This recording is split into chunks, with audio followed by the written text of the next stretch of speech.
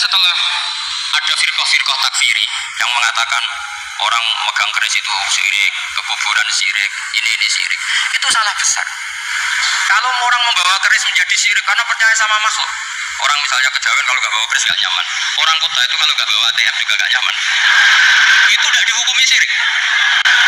Kamu pergi lupa bawa HP nyaman enggak? Ya kenapa tidak dihukumi syirik?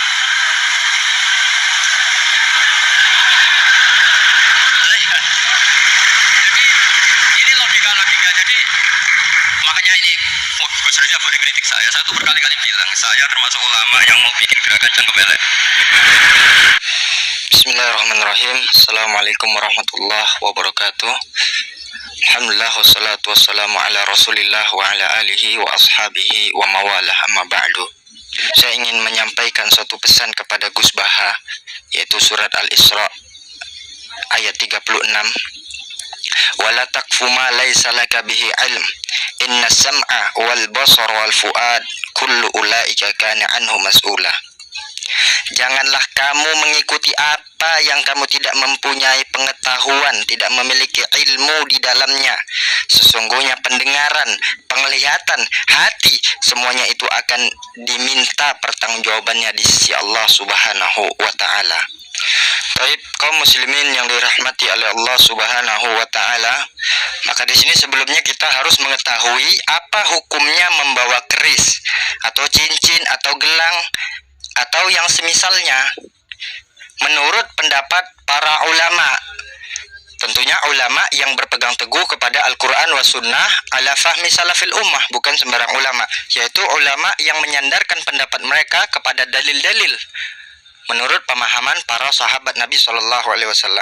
Ini saya ringkaskan, nanti antum bisa merujuk kepada kitab Al-Qaulul Mufid. Dalam permasalahan ini para ulama memberikan perincian. Disebutkan ada dua perincian.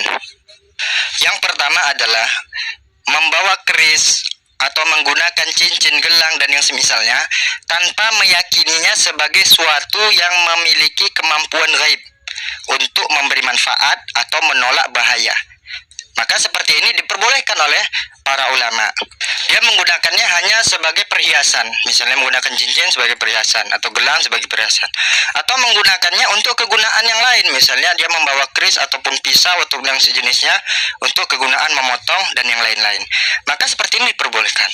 Rasulullah SAW sendiri menggunakan cincin. Disebutkan dalam riwayat bahwa cincin Rasulullah SAW itu bertuliskan Muhammad Rasulullah. Gunanya apa? Untuk stempel. Dan juga Rasulullah terkadang membawa pedang. Gunanya untuk apa? Ya untuk keperluan-keperluan yang lain. Namun tidak meyakini bahwa benda-benda tersebut memiliki keyakinan ataupun kekuatan gaib yang dapat memberikan manfaat dan menolak bahaya. Maka ini diperbolehkan yang seperti ini. Kemudian keadaan yang kedua adalah seorang yang membawa hal-hal tersebut, yaitu berupa keris, cincin, gelang, dan yang semisalnya, disertai keyakinan bahwa benda-benda tersebut memiliki kekuatan gaib, yaitu dapat memberikan manfaat atau dapat menolak bahaya. Maka hal yang seperti ini adalah termasuk bentuk-bentuk kesyirikan. Ya, bisa jadi syirik besar atau paling minimal dia adalah jatuh ke dalam syirik kecil. Kenapa? Karena hal yang seperti ini adalah bentuk tawakal kepada selain Allah Subhanahu wa taala.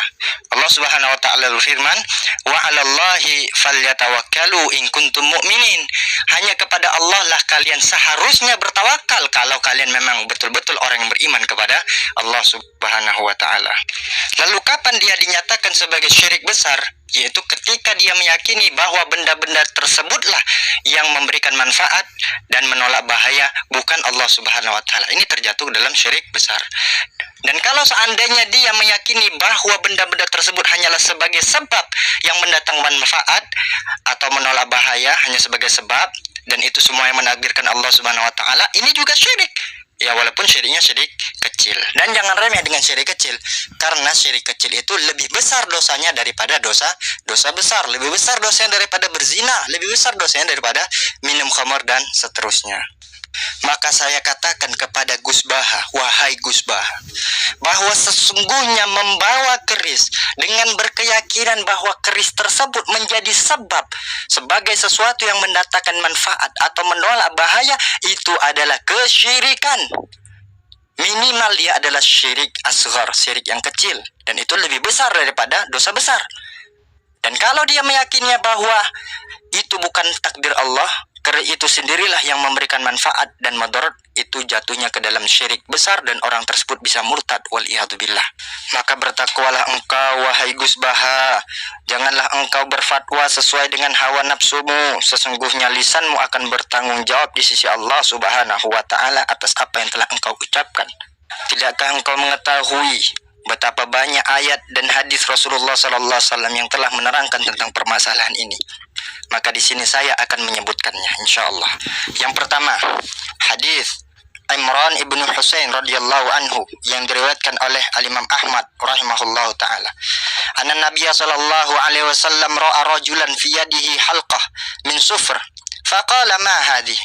Qala min al-wahiyah. Faqala inzi'ha fa innaha la yaziduka illa wahnan fa innaka law mitta wa hiya 'alaika ma aflahta abadan. Dari Imran ibnu Husain radhiyallahu anhu bahwa Nabi SAW pernah melihat seorang yang di tangannya itu mengenakan gelang dari perak. Maka Rasulullah SAW bertanya, apa ini?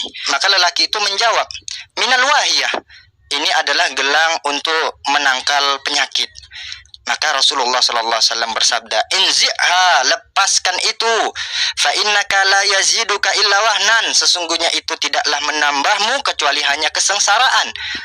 Fa innaka law mitta wa hiya 'alaika ma aflahta abadan, sesungguhnya kalau engkau mati dalam keadaan engkau masih mengenakan itu, engkau tidak akan pernah beruntung selama-lamanya. Hadis yang kedua dari Uqbah bin Amir al-Juhani radhiyallahu anhu bahwa Rasulullah SAW pernah datang kepadanya 10 orang untuk berbaiat kepada Nabi SAW. Fabaya'a tis'atan wa amsaka an wahid. Kemudian Rasulullah berbaiat kepada 9 orang dan Rasulullah tidak mau berbaiat kepada yang satunya. Faqalu ya Rasulullah bay'ata tis'atan wa amsakta an hadha. Ya Rasulullah, kenapa engkau berbaiat kepada 9 orang kemudian engkau tidak mau berbaiat kepada satu orang ini?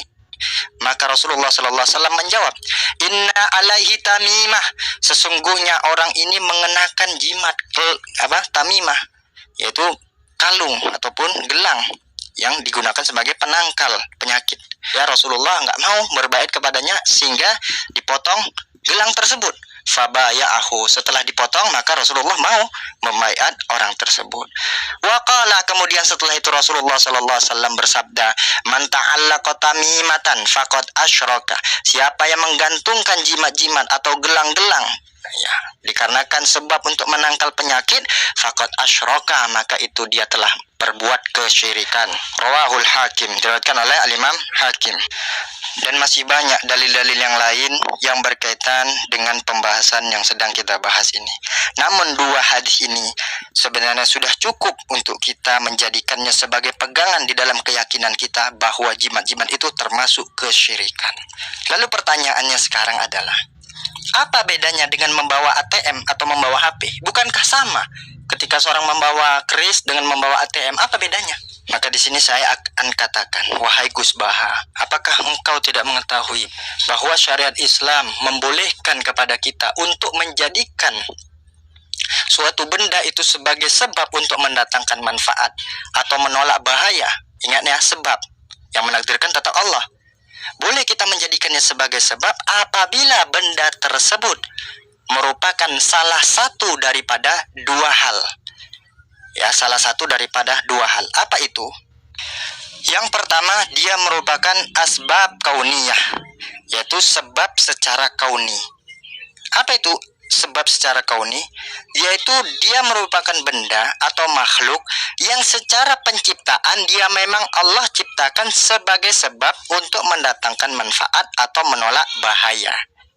Atau yang disebut juga dengan istilah asbab dhahirah, sebab yang nampak. Ya, jadi bisa dibuktikan secara ilmiah atau secara sains bahwa benda tersebut memang mengandung unsur-unsur tertentu sehingga bisa menyembuhkan penyakit, atau menolak musibah tertentu secara ilmu pengetahuan sains terbukti, dan itu nampak memang bisa terbukti. Sebagai contoh misalnya, ketika Anda sakit, kemudian Anda ambil jahe, Anda potong-potong, Anda rebus, kemudian Anda minum air rebusannya. Memang jahe tersebut terbukti secara sains Allah ciptakan sebagai obat untuk sakit demam, misalnya menghangatkan tubuh. Itu diperbolehkan.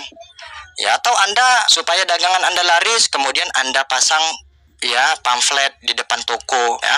Dan itu secara ilmiah memang terbukti. Kenapa? Pamflet itu akan dibaca orang, dan ketika orang membacanya, orang akan tahu apa yang Anda jual. Dan ketika orang tahu apa yang Anda jual, orang akan datang, dan akhirnya dagangan Anda menjadi laris. Ya, itu gak masalah menjadikan sebab-sebab yang seperti ini. Kemudian yang kedua adalah asbabun syar'iyyah. Apa itu asbabun syar'iyyah? Itu sebab-sebab secara syar'i, yaitu sesuatu yang Allah Subhanahu wa taala telah tetapkan secara syar'i bahwa sesuatu tersebut adalah suatu sebab yang dapat mendatangkan manfaat atau menolak bahaya. Ya, walaupun secara sains mungkin tidak dapat dibuktikan, tidak terlihat dari mana sisinya.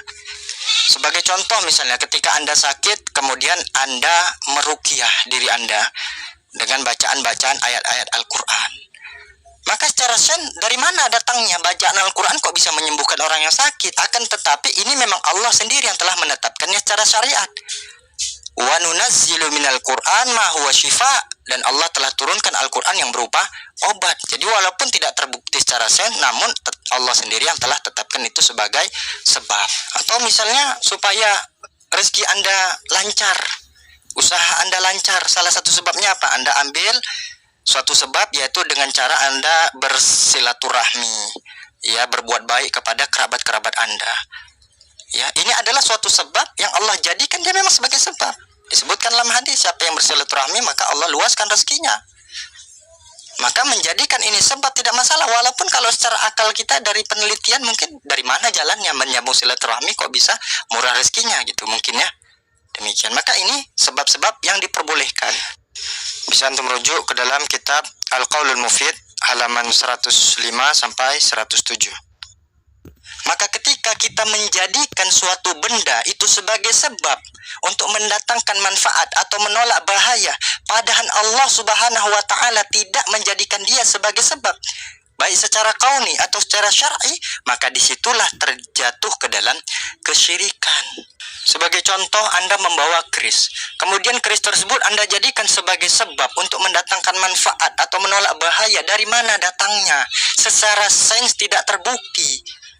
Coba teliti, bawa ke laboratorium. Dari mana datangnya? Keris itu membawa rezeki. Dari mana datangnya? Keris itu menolak bahaya. Bawa sana, ke ilmuwan-ilmuwan sana. Nggak akan terbukti.